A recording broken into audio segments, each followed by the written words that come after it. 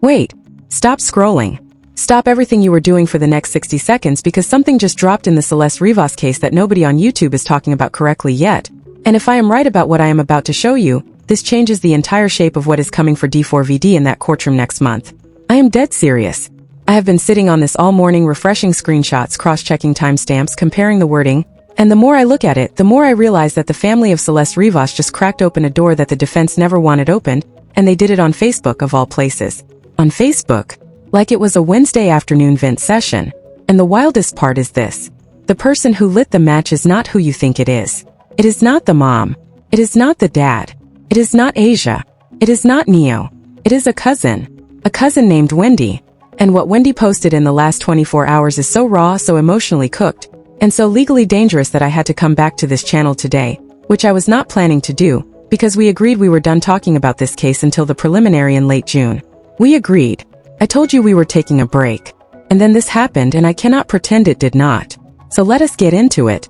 Let us get into all of it.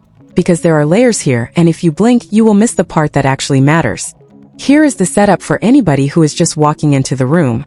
D4VD, the artist, 21 years old, sits in a cell right now, held without bail, charged in connection with the killing of Celeste Rivas Hernandez, a 13-year-old girl whose decomposed body was pulled out of his Tesla in a Hollywood impound lot back in September. You know the story. You know the tattoos that matched. You know the song that bore her name. You know the tour with the blood-splattered t-shirts and the fake coffin and the funeral log people were signing like it was a guest book at a wedding reception. You know all of that.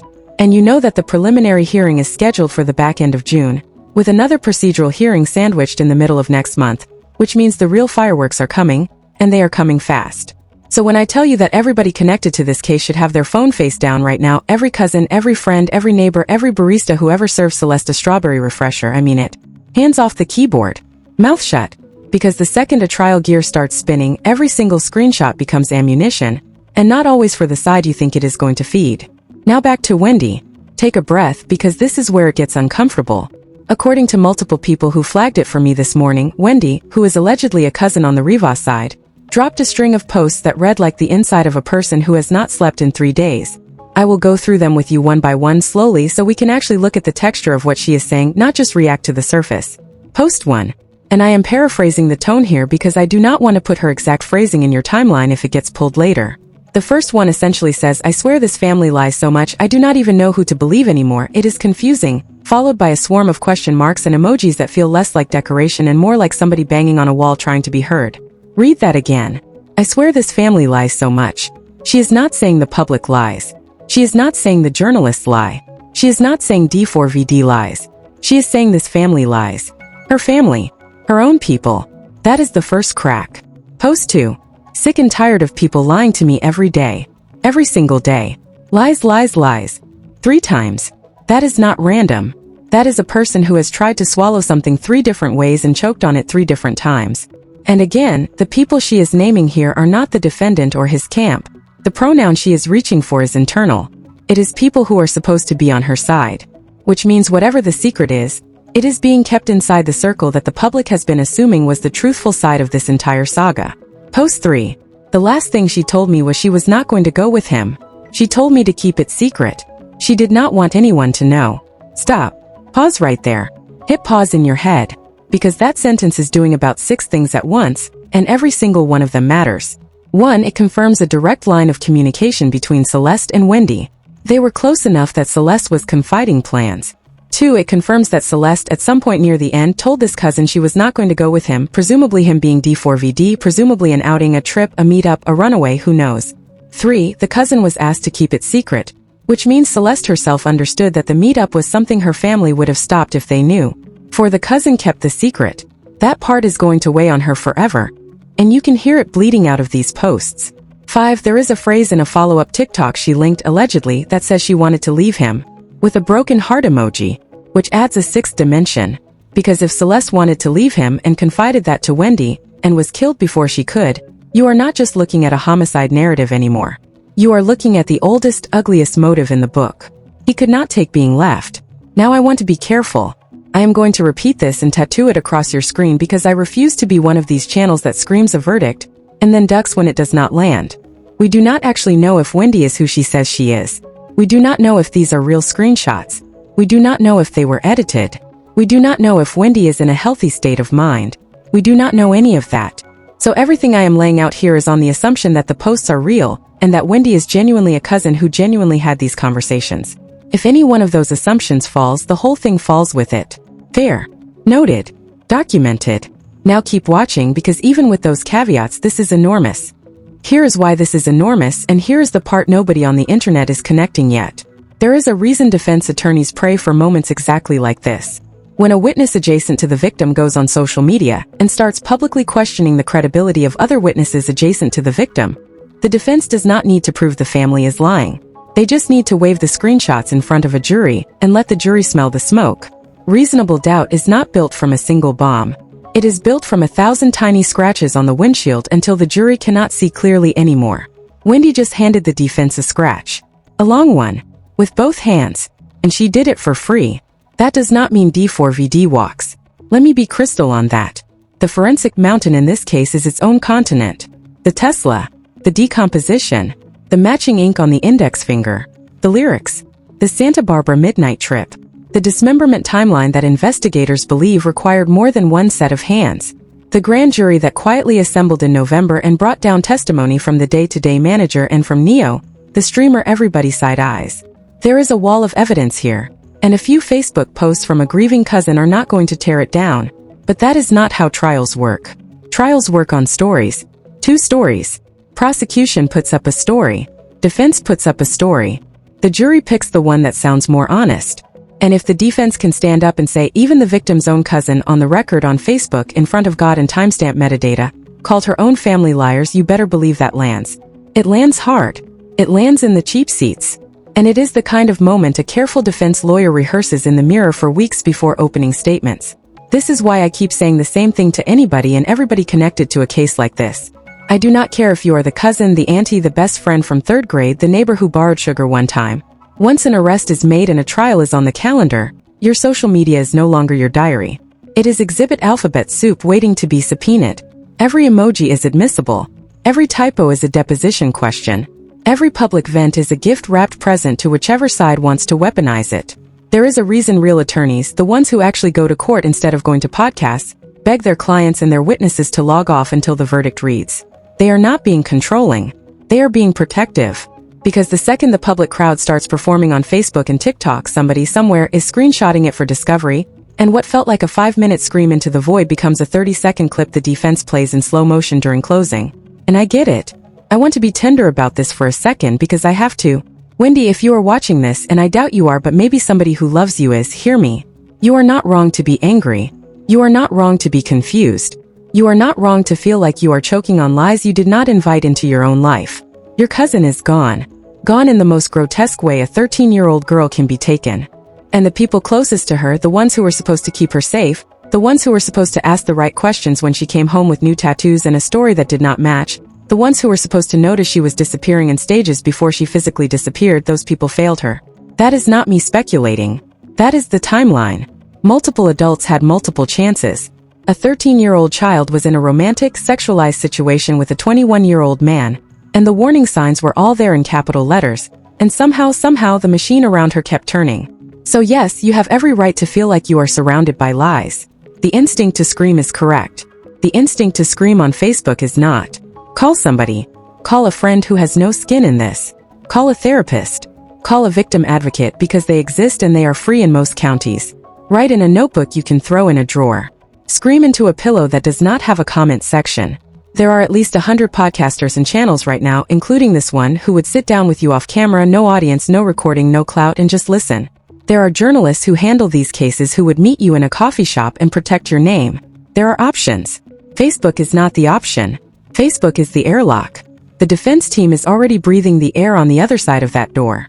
Let me pull back, because I do not want this to turn into a lecture, and I owe you the receipts on why I think this particular set of posts could ricochet through the courtroom in a way most viewers are underestimating. Look at the language map. Look at the words she chose. She did not say the prosecution is lying. She did not say the police are lying. She did not say D4VD is innocent. Read it again. I swear this family lies so much. The verb is lies. The noun is family. The intensifier is so much. That is a structural attack on the credibility of the people most likely to be character witnesses for the victim. Defense attorneys do not need her to mean it that way. They just need a juror to read it that way. And the human brain, presented with a sentence about lying family, fills in the rest. That is not legal theory. That is cognitive science.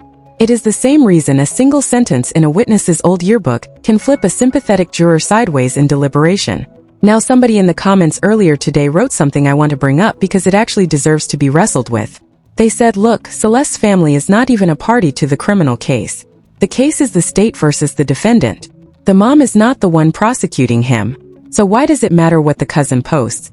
And that is a fair instinct, but it is also incomplete. Here is why. In a homicide prosecution where the victim cannot testify on her own behalf, the entire emotional architecture of the case is built through the people who knew her. Family, friends, texts, voicemails, photographs. The state cannot put Celeste on the stand, so they put her people on the stand. And when a member of her people goes viral calling the rest of her people serial liars, that is no longer family drama. That is testimony rehearsal, conducted in public, for both teams to study.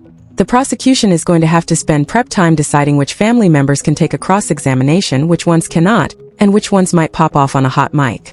The defense is going to have to spend prep time deciding which of those same family members to lean into and which to handle with kid gloves. Wendy just made everybody's job harder, and she did it accidentally with her thumb on a free app. And then there is the TikTok layer. Because of course there is a TikTok layer. Another commenter pointed out something sharper than they probably realized, and I want to give them their flowers without dragging them into this. They said, listen to the song she linked. Listen to it carefully. Because the song allegedly cuts between Celeste's voice, possibly from voicemails, possibly secretly recorded, and the defendant's own vocals, including a line about her saying she would love him until the day she died, and his response being that she was already dead to him long before that, repeated like a chant. Now I am not going to play the audio here because if it is what people are claiming it is, that audio belongs in evidence, not in a YouTube video for views. But think about the implication. If the defendant has a documented history, going back to his school years, of secretly recording other people and mining their lives, their pain, their fights, for his comics and his songs, then a recording of a real argument with a real 13-year-old being threaded into a song is not a leap. It is the through line of his entire creative habit. That is not a smoking gun. But that is a fingerprint on a window. And fingerprints add up. So let me tell you what I think is actually going to happen between now and that preliminary hearing. Number 1, expect more posts. Wendy lit the candle. Other people in the orbit will see the candle and think the room is bright now, so they will start lighting their own. Some of those candles will be honest. Some will be attention. Some will be revenge. Some will be processing. All of them will end up in a defense binder. Number 2, expect the prosecution to start signaling quietly, through carefully worded statements or through victim advocate contacts, that family members should keep public commentary minimal. Watch for that statement. It will not be flashy. It might not even hit the news. But it will exist. Number 3, expect Wendy's posts specifically to get archived, screenshotted, mirrored, and saved by people on both sides of this thing within hours because they are already being saved as we speak. There is no putting that toothpaste back in the tube. Even if she deletes everything tonight, even if she goes private, even if she changes her name, those posts live forever in someone's screenshot folder. Number 4, expect the next motion docket to be interesting. Discovery motions, gag order requests, witness sequestration arguments. None of that is sexy. All of it is decided by exactly this kind of pretrial noise. Now let me put a pin in the legal stuff and zoom way out because there is a human part of this I am not willing to skip. Every time we talk about this case, every time we update you, every time I sit here in front of a camera and pick apart a Facebook post like it is evidence, I want you to remember that there is a 13-year-old girl who is not here anymore. She did not get a graduation. She did not get a quinceañera with the full court press. She did not get to figure out who she was without a predator in the room shaping who she was supposed to be. She did not get a regular Tuesday. She did not get to be bored. She did not get to be embarrassed about a haircut. She did not get to break up with her first crush and survive the breakup and laugh about it 5 years later. None of that. So when we get into the legal weeds, when we count screenshots and weigh evidence and rank theories, I need you to keep that part of the temperature in your chest. Because if we lose that, we are no better than the people who treated her like content while she was still alive. And on that note, on that exact note, I want to say something to the people in the comments who keep showing up to defend members of either family. I see you. I do not hate you. I get the instinct. You think you are protecting someone.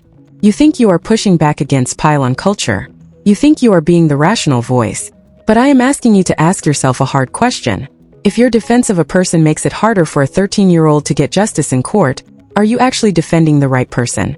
Because the energy you spend white knighting on the internet for a grown adult is energy nobody is spending on the child. And the math on that does not work for me. Let me back up for a second though, because there is a piece of context I keep skipping over and I want to fold it in here before we go any further, because it changes how you read every single one of those Wendy posts. The timeline of when Celeste Rivas first crossed paths with D4VD is itself a kind of crime scene. She was, by most credible accounts, 11 years old when this artist first started orbiting her life in a way that should have set off every smoke detector in the building. 11. Read that age out loud. 11. Then she went missing as a 13-year-old. Then her body, by the time it was found, was so badly decomposed that investigators initially could not determine sex without DNA. So when Wendy writes about lies in the family, when she writes about a secret she was asked to keep, when she writes about being told her cousin was not going to go with him, you have to understand that secret was not abstract. That secret was the architecture of a grooming arrangement that adults around her had varying levels of awareness of, and varying levels of complicity in. The reason these Facebook posts feel like an earthquake is because they are the first public crack in a wall that the people closest to this child have been quietly leaning against for over 2 years. The wall is starting to lean back. And Wendy, intentionally or not, is the first one to actually say the wall is leaning. Now here is where I want to slow down even more, because I have been doing this long enough to know that the comment section is going to split into 2 camps within about 10 minutes of this video going live, and I want to address both camps directly so nobody walks away thinking I sided with the team they hate. Camp 1 is going to say, leave the family alone, they are grieving, they are doing the best they can, who are you to comment on their Facebook posts? Camp 2 is going to say, the family is part of the problem, they enabled this, they let it happen, they deserve every drop of scrutiny coming their way. And the truth, the real truth, the one nobody wants to sit in because it does not generate clicks, is that both camps are partially right and both camps are partially wrong, and a 13-year-old is dead in the middle of their argument. The family is grieving. The family also failed. Those 2 sentences are allowed to live in the same paragraph. You can hold both. In fact, if you cannot hold both, you are going to make a bad juror, you are going to make a bad commentator, and you are going to make a bad friend to anybody who ever needs you in a real crisis. The world is built out of paradoxes like that. Most adults never learn to sit inside them. The internet trains you to pick a team and post about it. Real justice asks you to refuse the team and look at the field instead. Let me walk you through something else that has been bothering me all morning, and I am going to drop it here because I think it is the missing piece in a lot of the coverage right now. Everybody is treating these Facebook posts like they are an event. They are not an event. They are a symptom. Wendy did not wake up yesterday and decide to nuke her family on social media for no reason. Something specifically triggered her to post. Something specifically gave her the impression that she had been lied to. Something specifically made her go back to a conversation she had with Celeste before Celeste died, and reframe it in her head as a secret she should not have kept. That something is the trigger. And the trigger, whatever it was, is way more important than the post. Find the trigger, you find the story underneath the story. Maybe it was a conversation she overheard at a family gathering. Maybe it was a new detail in the discovery that leaked. Maybe it was a private message from somebody in the orbit of the case telling her something nobody else knows yet. Maybe it was a TikTok comment from a stranger that hit too close to home. Maybe, and this is the one I am most nervous about, maybe it was contact, direct or indirect, from somebody on the defense side of this thing, testing the waters, seeing how a key family witness reacts when nudged in a particular direction. I am not accusing anybody of anything. I am saying the timing is suspicious enough that any prosecutor worth their bar card is going to want to know exactly when those posts went up and exactly what she had seen, heard, or read in the 48 hours before she posted them. Because if it turns out somebody tampered, even gently, even casually, even through a third party, that is a whole separate problem on top of everything else this case is already carrying. I want to give you another angle that I have not seen anybody else float yet, and tell me in the comments if I am reaching or if I am tracking. We have all been operating under the assumption that this is a one-defendant case. One man, one Tesla, one body, one charge. But the language coming out of the law enforcement sources, very quietly, very carefully, has been hinting since November that the act of dismembering and disposing of Celeste likely required more than a single set of hands. That is not a fringe theory. That is a published line. So if there are more hands in the room, and if Wendy is somebody who is close enough to her cousin to know about a planned outing and a request for secrecy, then Wendy potentially also knows or has at some point heard names she does not realize are names. Faces she does not realize are faces. A nickname dropped in passing. A car make and model. A weekend Celeste went somewhere she should not have been. These are the kinds of things grieving family members carry around in their heads for months without realizing they are sitting on testimony.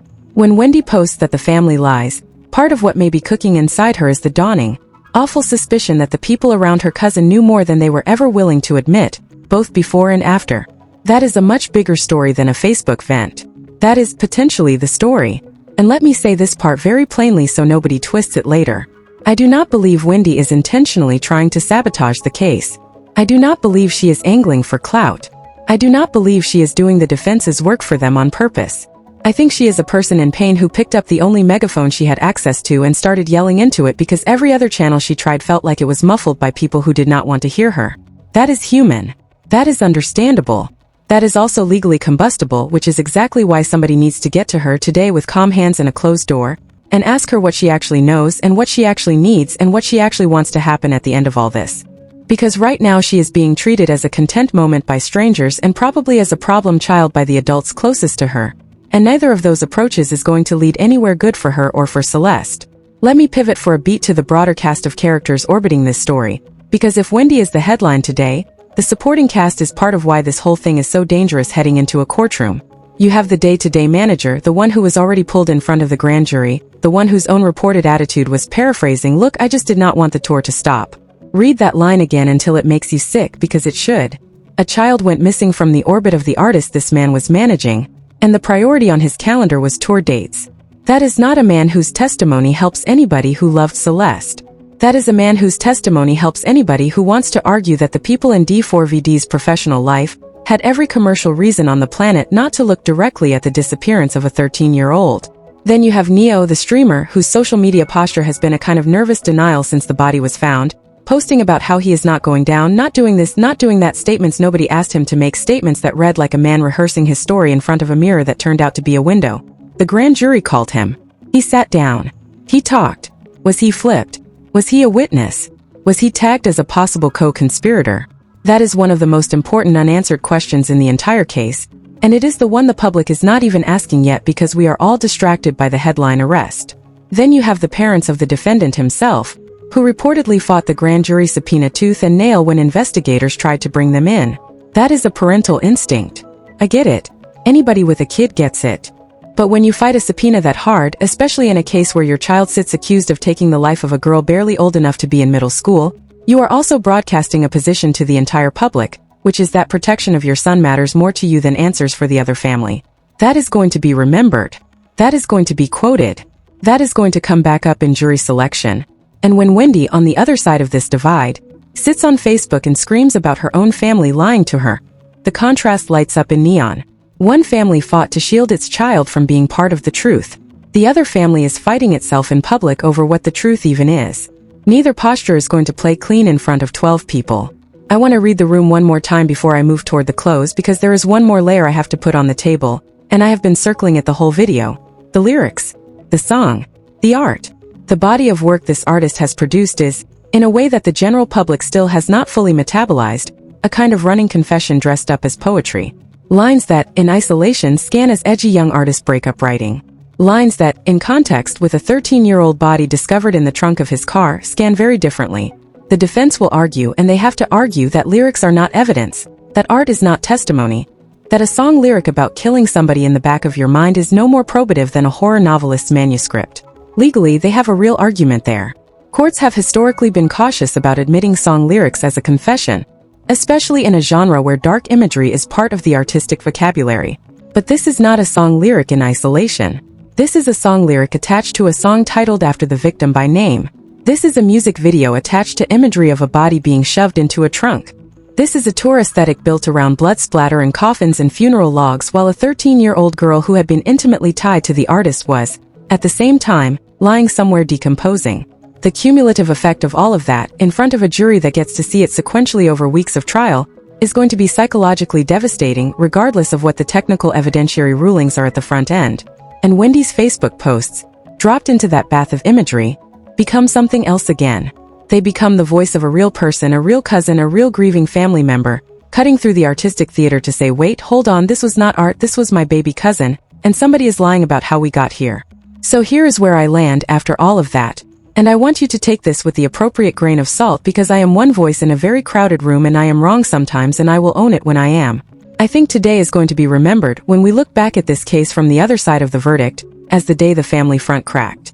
Not because Wendy did anything wrong, Not because she lit a fuse on purpose, but because the pressure that has been building inside that family since the day the Tesla was towed has been looking for a place to come out, and it finally found one, and it picked Facebook, and it picked a Wednesday, and it picked a cousin nobody outside the family was tracking until 12 hours ago.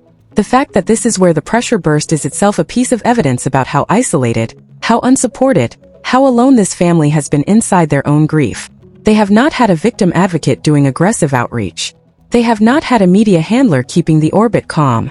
They have not had a therapist on retainer for the cousins. They have had a GoFundMe and a hashtag and a parade of strangers in their replies. That is not enough. That has never been enough. And every family that goes through something like this deserves 1,000 times more infrastructure than they get, because right now the infrastructure they have is essentially a chaotic comment section and a few well-meaning influencers, and that is not justice. That is improvisation.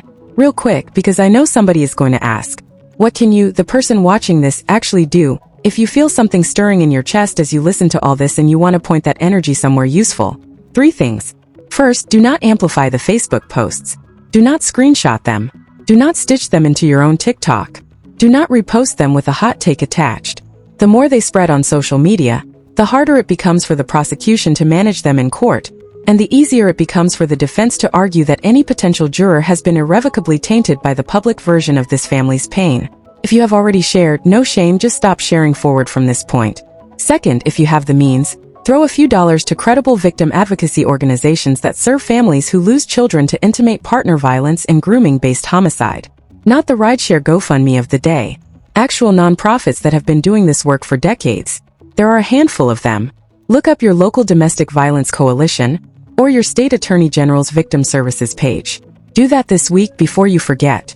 Third, and this is the one nobody is going to do but I am going to say it anyway, talk to a kid in your life today, anywhere between the ages of 11 and 17 about online age gap relationships and grooming patterns, and do it in a way that does not feel like a lecture. Tell them you saw something in the news that made you sad. Tell them you wanted to make sure they knew you were a safe person to come to if anybody ever pushed them into a secret they did not want to keep. You will feel awkward. They will feel awkward. Do it anyway. The version of Celeste who got to be a teenager safely needed 1,000 small awkward conversations like that, and she did not get them. Be the awkward adult for somebody else's kid this week. That is not a podcast hashtag. That is just decent. One last thing before I really land this plane, because somebody in the chat is going to ask me about it in 20 minutes and I might as well get ahead of it now. People keep asking me, what does Pascal actually think happened? What is your theory? Lay it out. And I have been hedging on that for 10 plus days because I do not want to be the guy who plants a theory in a juror's head before a trial. But here is the closest I will get to my honest read. I think this was not a snap. I think this was not a moment of passion. I think this was a slow, calculated, ego-driven unraveling by a young man who built his whole creative identity around the idea that other people's pain was raw material for his art. And when one of those people, a child, a literal child, tried to assert herself as a human being who could leave him, his entire fragile worldview could not absorb it. I think the dismemberment, the geography of where the body traveled, the gap between when she was last alive and when her remains were found, all of that screams premeditation to me. Not because I am a forensic pathologist, but because crimes of passion do not look like that. Crimes of passion look messy and fast and stupid. This looked careful. That carefulness, paradoxically, is going to be the thing that sinks him at trial, because every careful step leaves a trail, and prosecutors love a trail.